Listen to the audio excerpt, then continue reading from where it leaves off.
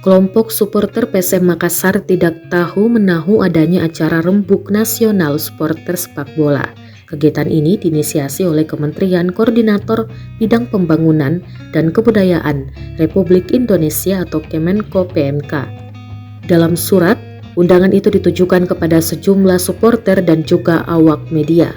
Pada surat tertanggal 17 Oktober 2022 tersebut, Menko PMK menyebut bahwa acara Rembuk Nasional Supporter Indonesia itu akan berlangsung pada Minggu hingga Senin 23 hingga 24 Oktober 2022.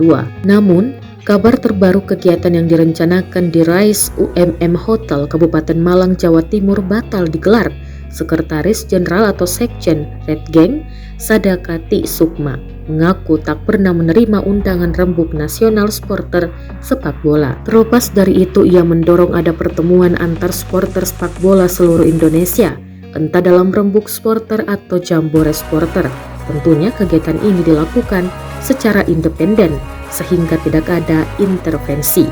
Menurutnya, pembenahan sepak bola Indonesia perlu dilakukan agar menuju industri sepak bola. Diperlukan sekarang juga ada partisipasi supporter dalam pengambilan kebijakan. Supporter perlu dilibatkan, jadi ketika terjadi sesuatu, sudah dibicarakan oleh pengambil kebijakan sepak bola seperti pemain, supporter, dan klub. Saran Sadat.